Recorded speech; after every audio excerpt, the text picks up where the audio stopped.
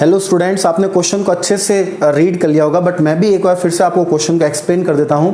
बच्चों, यहाँ हमें दो आइडेंटिकल चार्ज स्फीयर्स दे रखे हैं और इनिशियली दोनों के पास में जो है वो ऑपोजिट नेचर के चार्जेस हैं, और इस वजह से 0.5 मीटर की डिस्टेंस पर जब इन्हें रखा जाता है तो ये दोनों स्फीयर्स एक दूसरे को 0.108 न्यूटन के इलेक्ट्रिक फोर्स से अट्रैक्ट करने लग जाते हैं।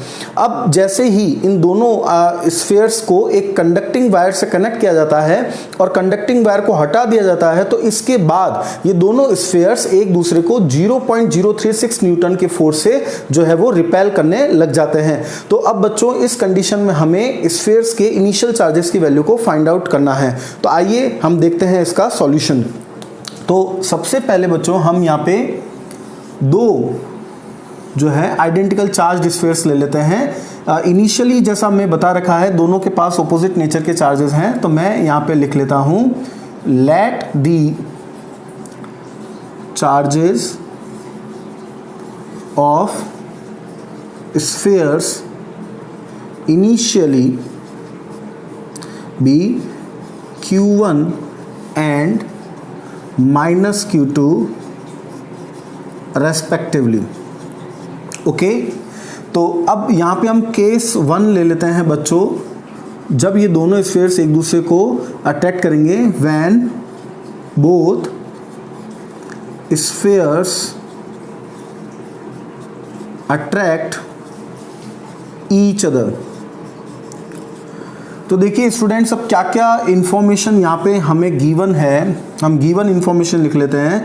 हमें दोनों स्फीयर्स के बीच की जो डिस्टेंस है वो हमें यहाँ पे गिवन है 0.5 मीटर। तो हम यहाँ पे इसको नोट कर लेते हैं 0.5 मीटर, और इनिशियली जो अट्रैक्टिव फोर्स है उसकी वैल्यू भी हमें दे रखी है, दैट इज 0.108 न्यूटन। ओके, अब हम कूलॉम्स लॉ को यहाँ पे यूज करेंगे, जिससे कि हम दोनों जो चार्जेस हैं Q1 Q2, Q1 और -Q2, उनका जो प्रोडक्ट है हम यहाँ पे कैलकुलेट कर सकें। ओके, तो using Coulomb's law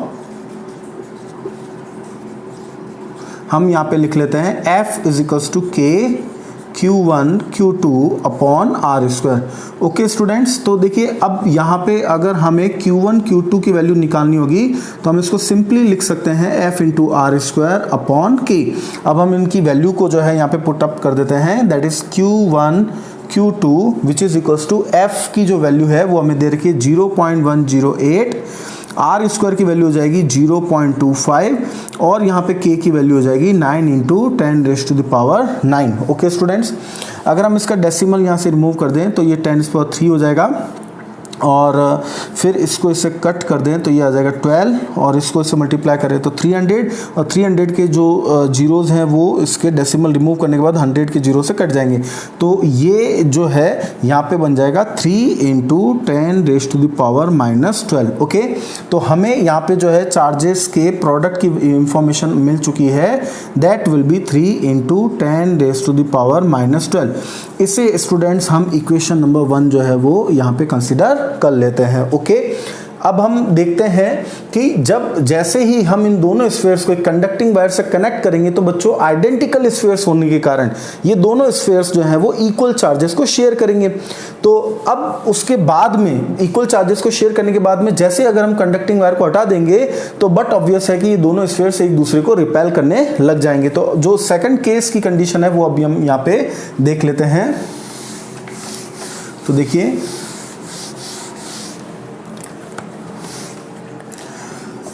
Case 2,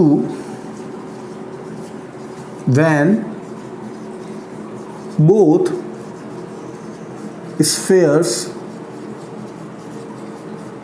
repel each other। Okay,